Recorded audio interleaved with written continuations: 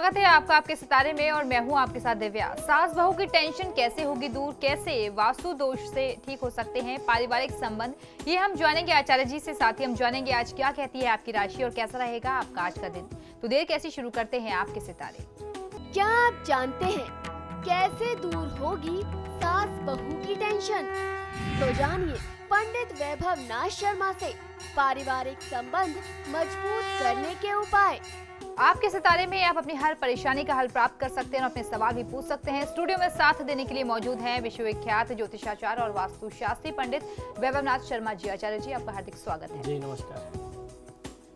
तो यदि आप भी अपनी कुंडली के ग्रह नक्षत्रों से परेशान हैं या कार्य व्यापार परिवार की चिंता कर रही है आपको परेशान, तो आप भी हमें कॉल कर सकते हैं। हमारे नंबर्स लगातार आपके टेलीविजन स्क्रीन पर फ्लैश किए जा रहे हैं। आप हमें हमारे टोल फ्री नंबर पर भी कॉल कर सकते हैं। आप हमसे सीधी बात कर सकते हैं। हमारा टोल फ्री नंबर है 18001026 आप इस नंबर पर मुफ्त में कॉल करें। इसके अलावा आप हमें हमारे लैंडलाइन नंबर्स 0120464632 और 0120464632 पर भी कॉल करके हमसे सीधी बात कर सकते हैं। तो चलिए कार्यक्रम की शुरुआत करते हैं और आचार्य जी से सबसे पहले जान लेते हैं आज का पंचांग। जी बिल्कुल, आज का पंचांग इस प्रकार है। विक्रम संवत 2070 फाल्गुन मास चल रहा है और फाल्गुन मास के कृष्ण पक्ष की सप्तमी तिथि है। शनिवार का दिन है। नक्षत्र है विशाखा, योग है व्याघात और करण है बव। और अब बारी है 12 राशियों के राशिफल की, जिसमें सबसे पहले बात करेंगे मेष राशि की। देखते हैं क्या कहते हैं आज के उनके सितारे। मेष राशि वाले जातक लोगों के लिए भूमि भवन विषयों के क्रय विक्रय से लाभ प्राप्त कर सकते हैं। वाहन सुख प्राप्त करने का भी आज बहुत उत्तम योग बन रहा है। स्वास्थ्य सुख भी आज आपके लिए उत्तम रहने वाला है। आज के दिन को शुभ बनाने के लिए ओम सर्व सिद्धि प्रदायकाय नमः मंत्र का 108 बार जाप कर लेना आपके लिए सर्वोत्तम होगा। आज की तिथि में यदि आपके घर कोई अतिथि, कोई मेहमान, कोई आगंतुक आता है तो उसे आप खाली हाथ विदा न करें। जब आप विदा कर रहे हो तो अपनी तरफ से अपने सामर्थ्य अनुसार कुछ दान दक्षिणा भेंट उपहार स्वरूप आपको कुछ उन्हें अवश्य दे करके विदा करना चाहिए। और अब बारी है वृषभ राशि की। देख लेते हैं क्या कहते हैं आज के उनके सितारे। वृषभ राशि वाले जातक लोगों के लिए आज आप अपने प्रतियोगियों को परास्त करते हुए अपनी आर्थिक स्थिति को प्रबल कर सकेंगे। धन का संचय भी आज बहुत अच्छे तरीके से आप कर सकते हैं। निवेश के लिए जल्दीबाजी नहीं करना चाहिए। अगर इन्वेस्टमेंट की कोई प्लानिंग है तो थोड़ा सा रुक करके सोच समझ करके निर्णय करेंगे, निवेश करेंगे, तब आपको फायदा मिलेगा। आज की दिनचर्या को शुभ बनाने के लिए ओम सर्वात्मकाय नमः मंत्र का 108 बार जाप कर लेना आपके लिए सर्वोत्तम है। साथ ही साथ ये भी जान लेना आवश्यक है कि आज की तिथि में आपको क्या नहीं करना चाहिए। तो आज आप मांसाहार के सेवन से प्रयोग से बचें। और अब देख लेते हैं आज की तिथि को शुभ बनाने के लिए मिथुन राशि वाले आज क्या करें और क्या ना करें। मिथुन राशि वाले जातक लोगों के लिए अपने व्ययों पर अर्थात खर्चों पर नियंत्रण रखने से आर्थिक स्थिति को आप नियंत्रित कर सकते हैं। आपको काफी सहयोग मिल जाएगा। धन का संचय आज आप कर पाएंगे और उसके अलावा जो भी आपके ऊपर कर्ज है, ऋण है, लोन की स्थिति जो है उसको चुकाने के लिए ये बहुत उत्तम, बहुत अच्छा अवसर है। इस समय में आपके पास कुछ पैसा भी आएगा, कुछ आप कमाई भी अपनी कर सकेंगे, कहीं और से पैसे इकट्ठे कर सकेंगे और उसके बाद अपने लोन को आप जो कर्ज आपके ऊपर है उसे उतार सकते हैं। ओम सामघोष प्रियाय नमः इस मंत्र का 108 बार जाप कर लेना आपके लिए सर्वोत्तम होगा। आज ऐसा कोई भी व्यवहार मत करिए जिससे आपके परिवार के या आपके आसपास के जो भी बड़े बुजुर्ग हैं उनके दिल को, उनकी भावनाओं को ठेस पहुंचे। और अब जान लेते हैं कैसा रहेगा कर्क राशि वाले जातकों के लिए आज का दिन। कर्क राशि वाले जातक लोगों के लिए आज की तिथि में धन की कमी महसूस हो सकती है। संचय करना आपके लिए कठिन हो जाएगा। ऐसी परिस्थिति में अधिक व्यय और निवेश आपके लिए ठीक नहीं है।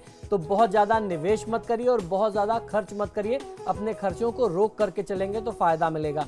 ओम सिद्धार्जित पादाम्बुजाय नमः मंत्र का 108 बार जाप कर लेना आपके लिए सर्वोत्तम होगा। अपनी वाणी पर नियंत्रण आज आप मत खोइए। और अब बारी है सिंह राशि वालों की। चलिए देख लेते हैं कैसा रहेगा आज का उनका दिन। सिंह राशि वाले जातक लोगों के लिए आज आपके शत्रु आप पर हावी होने का प्रयास कर सकते हैं। शत्रुओं पर अपना प्रभाव बनाए रखना चाहिए। कोई बने हुए काम जो है वो बिगड़ सकते हैं। तो इस बारे में आज आपको बहुत ही सचेत रहना है कि आज आपका कोई शत्रु या किसी भी माध्यम से जो आपका कार्य सिद्ध होने की तरफ है, जो बनता हुआ काम है, वो कहीं ना कहीं से बिगड़ ना जाए। ओम सिद्धिदायकाय नमः मंत्र का 108 बार जाप कर लेना आपके लिए सर्वोत्तम होगा। आज धन का व्यय करने से या व्यर्थ का दिखावा करने से बचना चाहिए। और अब देख लेते हैं आज की तिथि को शुभ बनाने के लिए कन्या राशि वाले आज क्या करें और क्या ना करें। कन्या राशि वाले जातक लोगों को आज कुछ व्यापारिक योजनाओं में घाटा भी उठाना पड़ सकता है। ऐसे ग्रह योग बन रहे हैं तो बहुत सोच समझ करके निर्णय करना चाहिए। जब आप सोच समझ करके निर्णय करेंगे, सबके सहयोग से, सबके सुझाव से कोई निर्णय और निवेश करेंगे तो निश्चित ही जिम्मेदारी आपकी उतनी नहीं रह जाएगी और जितने नुकसान की स्थिति आपके ग्रहों की वजह से बन रही है उतना नुकसान भी नहीं हो पाएगा। आप उसको कहीं ना कहीं से बचा सकते हैं। पुरानी रुकी हुई योजना जो थी वह आज आपको बहुत अच्छा, बहुत बड़ा लाभ दे सकती है। तो बेहतर होगा कि किसी नई योजना को सिद्ध करने से पहले या आरंभ करने से पहले जो पुरानी बाधित योजनाएं थी, रुकी हुई योजनाएं थी, उनको पूरा करने का प्रयास किया जाना चाहिए। ओम सोम सूर्याग्नि लोचनाय नमः इस मंत्र का 108 बार जाप कर लेना आज की दिनचर्या में आ रही जो भी बाधा है, जो भी दिनचर्या की नकारात्मकता है उसे दूर करेगा और आपको बहुत अच्छा फायदा देगा। आज का दिन आपके लिए निवेश के लिहाज से बहुत अच्छा नहीं है तो इन्वेस्टमेंट मत करिएगा। और अब बारी है तुला राशि की, जान लेते हैं आज क्या कहते हैं उनके सितारे।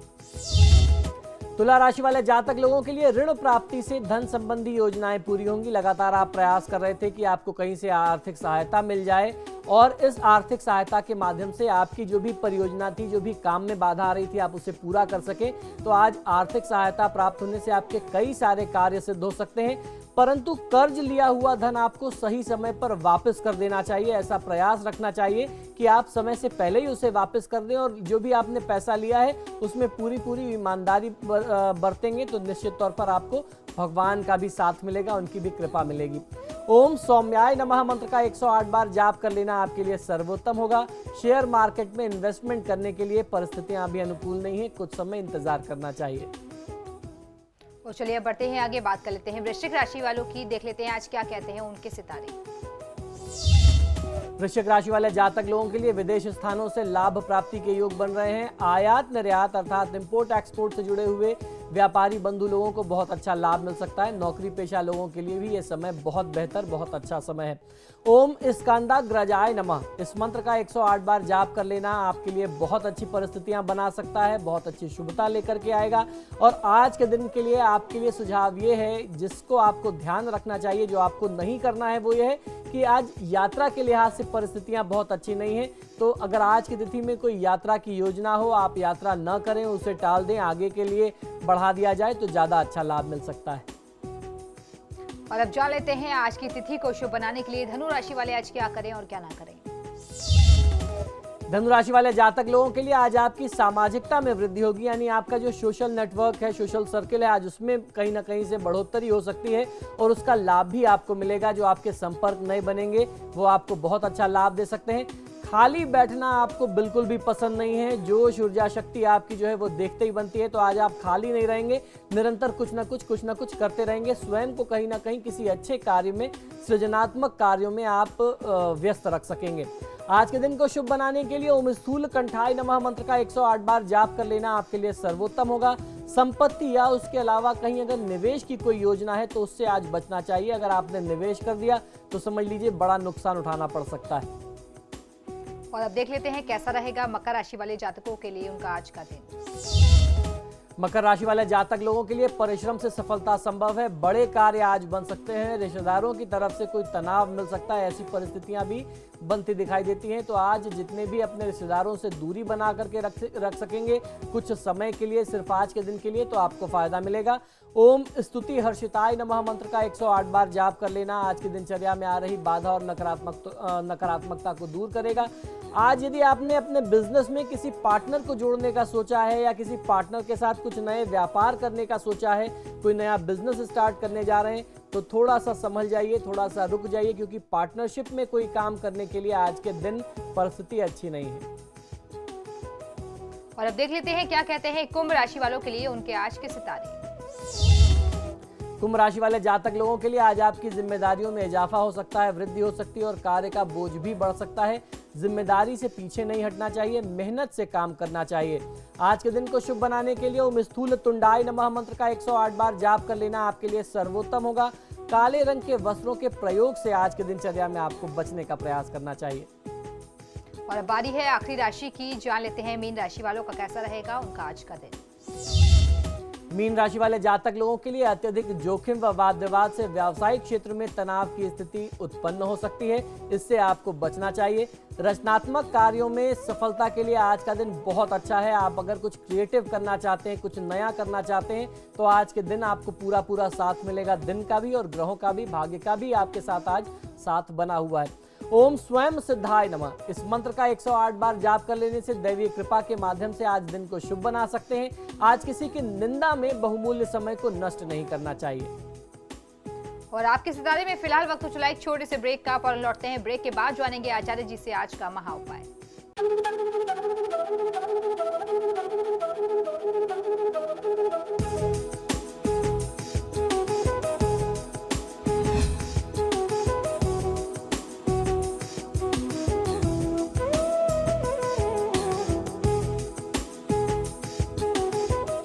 और ब्रेक के बाद एक बार फिर से आपका स्वागत है। चलिए अब बढ़ते हैं आगे, बात कर लेते हैं आज के महा उपाय की। जी बिल्कुल, आज का महा उपाय बहुत ही खास, बहुत ही विशेष है। लगातार हमें कुछ परिवारों से ईमेल मिल रहे थे, फोन कॉल्स आ रही थी कि क्यों नहीं हम लोग कुछ ऐसा उपाय बताते जिससे सास बहू के बीच की टेंशन जो है, जो तनाव सास बहू के बीच में बना हुआ होता है, वो दूर कर लिया जाए। और उसके लिए कुछ बहुत सरल उपाय चाहिए, कोई बहुत बड़े उपाय भी नहीं चाहिए, बहुत परेशान करने वाले उपाय भी नहीं चाहिए।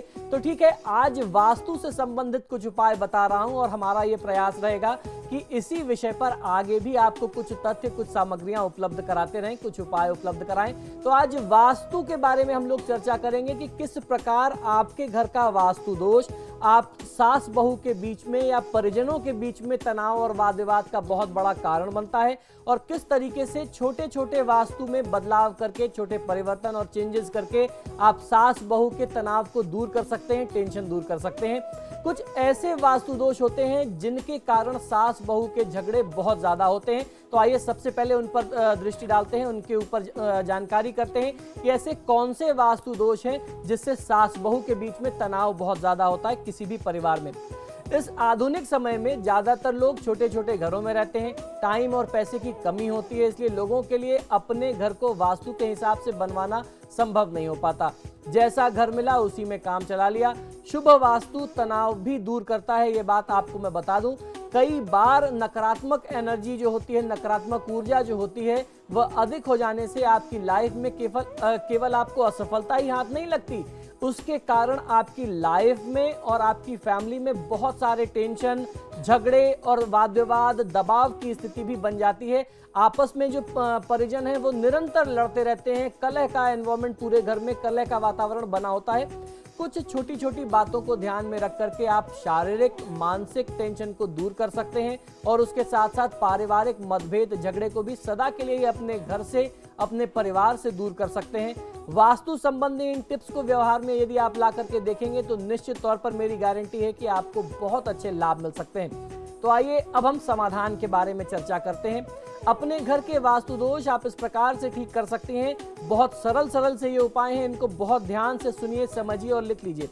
सास ससुर का कमरा, यानी घर के जो वरिष्ठ लोग हैं, सास ससुर हर घर में बड़े होते हैं, आदरणीय होते हैं और घर के प्रधान होते हैं। कोई भी निर्णय अगर घर का बेटा लेता है तो बिना अपने मम्मी पापा से, अपने गार्जियन से पूछे नहीं लेता। तो सास ससुर जो होते हैं वो घर के सबसे वरिष्ठ सदस्य होते हैं और इन्हीं को परिवार का मुखिया भी माना जाता है। इस वजह से वास्तु में जो मुखिया का स्थान बताया गया है वह दक्षिण और पश्चिम का कोना, यानी साउथ वेस्ट कॉर्नर बताया गया। अगर आप दक्षिण पश्चिम में अपने सास ससुर का कमरा बनाएंगे तो आपको बहुत फायदा मिलेगा। और बेटे बहू का कमरा जो है पश्चिमी या दक्षिणी दिशा में होना चाहिए, उससे आपको बहुत अच्छा फायदा मिल सकता है। वो नॉर्थ वेस्ट कॉर्नर भी हो सकता है, साउथ ईस्ट कॉर्नर भी हो सकता है, या उसके अलावा साउथ और ईस्ट में अगर उसके साउथ वेस्ट के अलावा कोई दूसरा कमरा है तो आप उसको भी अपने बेटे बहू के लिए या स्वयं अपने लिए आप ले सकते हैं। अगर बेटे बहू का रूम साउथ वेस्ट में है तो उनका सास ससुर से झगड़ा बहुत ज्यादा होगा, क्योंकि फिर ये जो है प्रभुत्व की लड़ाई हो जाएगी। दक्षिण पश्चिम में जो रहता है वह मालिकाना व्यवहार करेगा, वो अपने आप को खुद को मालिक समझने लगेगा और सही मायने में जो परिवार का मुखिया है उससे उनके ईगो क्लैशेस होने लगेंगे, आपस में झगड़ा होने लगेगा। तो इसलिए जो भी घर के बड़े लोग होते हैं उनको साउथ वेस्ट में यानी दक्षिण पश्चिम में रखना चाहिए। डोमिनेटिंग दिशा होने के कारण यहाँ घर के बड़ों को ही रहना चाहिए। साउथ वेस्ट में आप घर के बड़ों को रखिए, बहुत अच्छा फायदा मिलेगा। कभी भी घर में तनाव नहीं होगा, बहुत ही शांतिप्रिय वातावरण रहेगा। किचन कभी भी घर के सेंटर में नहीं रखना चाहिए, ये बहुत आवश्यक है। यह आपसी संबंधों के लिए बहुत घातक होता है। घर की रसोई नॉर्थ ईस्ट यानी उत्तर पूर्व में होगी तो वहां भी सास बहू के आपसी क्लेश, मनमुटाव और तनाव बहुत ज्यादा होंगे और उसके साथ साथ स्वास्थ्य संबंधी समस्याएं, खासतौर पर घर की महिलाओं को, विशेष तौर पर सास और बहू, क्योंकि वही महिलाएं होती हैं तो उनको बहुत ज्यादा स्वास्थ्य संबंधी समस्याएं, विशेषकर मैंने देखा, मेरा अपना व्यक्तिगत अनुभव है कि पेट से रिलेटेड बहुत ज्यादा समस्या होती है और आगे चल करके अगर नॉर्थ ईस्ट में किचन रहा तो कोई बहुत बड़ी सर्जरी तक की भी स्थिति आ जाती है, बड़े ऑपरेशन कराने तक की भी स्थिति आ जाती है। तो नॉर्थ ईस्ट में किचन नहीं होना चाहिए। इसका उपाय क्या होगा ये भी मैं आपको बताऊंगा। गैस के ऊपर बने हुए जो कैबिनेट होते हैं वो कभी काले नहीं होने चाहिए। आपने देखा होगा लोग रैक्स बनाते हैं, उसमें ब्लैक वो लगवा देते हैं, वुडवर्क करा देते हैं। इस तरीके के काले वुडवर्क नहीं होने चाहिए। गैस का जो प्लेटफॉर्म है वो काला नहीं होना चाहिए, क्योंकि काले रंग से निकलने वाली जो अल्फा रेडिएशन वेव्स होती हैं वो सेहत के लिए बिल्कुल भी अच्छी नहीं होती। और चूंकि महिलाओं का अधिकतम समय किचन में बीतता है, इसलिए सबसे ज्यादा असर इन्हीं के स्वास्थ्य पर, इन्हीं की हेल्थ पर पड़ता है। किचन में नीला कलर भी नहीं करवाना चाहिए। अगर आप वॉल के कलर्स कॉम्बिनेशन देखते हैं तो ब्लू कलर नहीं होना चाहिए। यह स्वास्थ्य के दृष्टिकोण से भी सही नहीं है, हेल्थ के नजरिए से भी अच्छा नहीं है, क्योंकि ब्लू कलर शनिदेव से संबंधित है और पश्चिमी ज्योतिष की दृष्टि में इसे जहर का चिन्ह माना जाता है, यानी ये हमेशा विषाक्त चिन्ह माना जाता है। इस वजह से इसका प्रयोग किचन में नहीं करना चाहिए। अगर हम अपने ज्योतिष के हिसाब से देखें तो जो किचन का स्थान होता है, दक्षिण और पूर्व का जो स्थान होता है, वह मंगल और शुक्र का कॉम्बिनेशन होता है और जो ब्लू कलर है वह शनि का कॉम्बिनेशन है। तो निश्चित तौर पर इन दोनों में आपस में कोई समानता नहीं है, दोनों में आपस में कोई एकता नहीं है, तो आपके स्वास्थ्य पर ही उसका असर आएगा। तो उससे आपको बचना चाहिए। घर की दीवारों को मल्टी कलर मत कराइए, खास करके रेड कलर का कम से कम अगर आप यूज करेंगे तो आपको फायदा मिलेगा। रेड जो कलर होता है वो बहुत एग्रेशन लाता है, किसी भी व्यक्ति को अंदर से बहुत उकसाता है। हमेशा व्यक्ति क्रोधित रहेगा, उत्तेजित रहेगा, उसका ब्लड प्रेशर जो है वो बहुत बढ़ा रहेगा। तो लाल रंग के या इस तरीके के तेज कलर से, रंगों के प्रयोग से बचना चाहिए। घर में बड़ों का कमरा अगर साउथ वेस्ट में ना हो पाए तो अपना कमरा आपको बदल लेना चाहिए। अगर ऐसा करना संभव ना हो पा रहा हो तो उन्हें बेड इस दिशा में खिसका लेना चाहिए। यानी अगर मान लीजिए कि आपके घर का कुछ वास्तु ही ऐसा है कि साउथ वेस्ट में कोई कमरा ही नहीं है, तो साउथ वेस्ट के बाद जो कमरा आपको उसके सबसे नजदीकी जो कमरा मिलता है वहां पे उस कमरे में, उस कोने में, उस कमरे के साउथ वेस्ट कोने में, दक्षिण पश्चिम कोने में आप अपना कमरा बेड बना लेंगे तो निश्चित तौर पर आपको पूरा फायदा मिलेगा। पूरी फैमिली के आपसी रिश्ते को अच्छा बनाए रखने के लिए पूरे परिवार की फोटो लाल रंग के फ्रेम में अपने अपने बेडरूम में हर व्यक्ति लगाएगा तो उसको बहुत अच्छा फायदा मिलेगा। नए घर में प्रवेश होने से पहले धार्मिक अनुष्ठान, वास्तु पूजा इत्यादि करवा करके, ब्राह्मणों को, बड़े बुजुर्गों को खाना इत्यादि, भोजन इत्यादि करा करके उनका आशीर्वाद प्राप्त करके करेंगे तो इससे आपको नए घर में तनाव का सामना नहीं करना पड़ता है। धन धान्य से परिपूर्ण आप जीवन यापन कर सकते हैं, ये बहुत अच्छा तरीका होता है। सफलता के लिए बच्चों का सिरहाना पश्चिम में रखें तथा आरोग्य लाभ के लिए दक्षिण में सिरहाना रखना चाहिए। अगर किसी को बहुत ज्यादा हेल्थ प्रॉब्लम है तो साउथ में रख सकते हैं और छोटे बच्चे हैं जो पढ़ने लिखने वाले हैं तो उनका आप बेड जो है, उनका सिर जो है साउथ में भी कर सकते हैं और वेस्ट में भी कर सकते हैं, दोनों तरीके से अच्छा होता है। किचन में एक ही स्लैब पर पानी और आग की व्यवस्था नहीं होनी चाहिए। इस बात को बहुत ध्यान से समझ लीजिए। आग और पानी दोनों एक दूसरे के शत्रु हैं। आप कभी एक ही स्लैब पर आग और पानी एक साथ नहीं रखिए। अगर ऐसी स्थिति बनती है तो बीच में या तो लकड़ी का एक फट्टे से आप पार्टीशन करा सकते हैं बहुत टेम्परेरी तौर पर। अगर वो भी नहीं करा सकते तो इनके बीच में एक मनी प्लांट का गमला रख करके आप इसके जो नेगेटिविटी है, जो इसकी नेगेटिव एनर्जी आपके भोजनों में आती है, भोजनों के माध्यम से आपके शरीर में जाती है, उससे आप बच सकते हैं। वैवाहिक जीवन में टेंशन व परेशानियों को हल करने के लिए बेडरूम में रेड कलर का बल्ब अवश्य जलाना चाहिए और ये रेड कलर का बल्ब जो है ये साउथ ईस्ट कॉर्नर में अपने बेडरूम में जलाएंगे तो बहुत अच्छा फायदा मिलेगा। रेड बेडशीट व लाइट रेड कलर के पर्दे अगर आप प्रयोग में लेते हैं तो भी फायदा मिलता है। घर के बीचों बीच चौक यानी आंगन जिसे कहते हैं, आंगन में सीढ़ियां नहीं बनानी चाहिए। ये घर का सेंटर होता है, ब्रह्मस्थान जिसे कहते हैं, और यह भवन स्वामी को बेवजह ही तनावग्रस्त किए रहता है। अगर बीच में सीढ़ियां होंगी तो निश्चित तौर पर लगातार तनाव की स्थिति आपके घर में बनी रहेगी।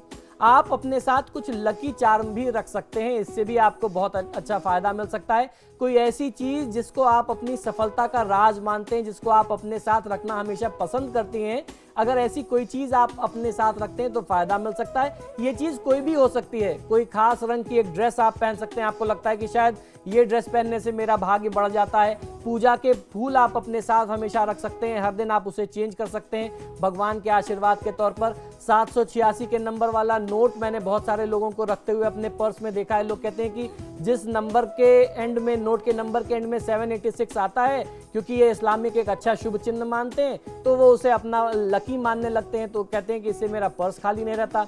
खास तरह का या खास कलर का आप पर्स रख सकते हैं, डायरी, पेन, कोई भी एक सिक्का या फेंगशुई से जुड़ा हुआ कोई भी सामान जैसे कॉपर कॉइन्स हुआ या लाफिंग बुद्धा छोटा सा आप रख सकते हैं। गणेश जी बहुत सारे लोग अपने साथ कैरी करके चलते हैं, गणेश जी की छोटी मूर्ति खुद रखते हैं या अपने कमरे में रखते हैं। कोई क्रिस्टल बॉल और भी बहुत सारी ऐसी चीज़ें जो भी आपके लिए शुभ हो आप उसे रख सकते हैं। सचिन तेंदुलकर के बारे में आपको मालूम होगा कि लाल रुमाल रख करके वो हमेशा क्रिकेट के मैदान में जाया करते थे, और जब वो लाल रुमाल उनके पास नहीं होती थी तब वो कहते थे कि मैं डक पे आउट हो जाता हूँ, यानी मैं 0 स्कोर कर पाता हूँ, और जब ये लाल रुमाल रखता हूँ तो मैं सेंचुरी मारता हूँ। तो ऐसी मान्यताएं भी लोगों की होती है। कुछ लोग लकी चार्म को अंधविश्वास भी मानते हैं और कोई इसे अपनी सफलता का राज मानता है। तो जिस चीज में आपका विश्वास हो आप उस चीज को करें, निश्चित तौर पर फायदा मिलेगा। आशा करता हूं आज ये सास बहू के तनाव को दूर करने के लिए जो छोटा सा प्रयास हम लोगों ने किया समाचार प्लस की तरफ से, आपको निश्चित तौर पर इसका फायदा मिलेगा। तो हमारे आज के कार्यक्रम में फिलहाल इतना ही। बहुत बहुत शुक्रिया आपका पंडित जी हमारे स्टूडियो में आने की। जी धन्यवाद। और इसी के साथ ही आपके सितारे में फिलहाल इतना ही। वक्त तो चला एक छोटे से ब्रेक का। ब्रेक के बाद भी खबरों का सिलसिला जारी रहेगा।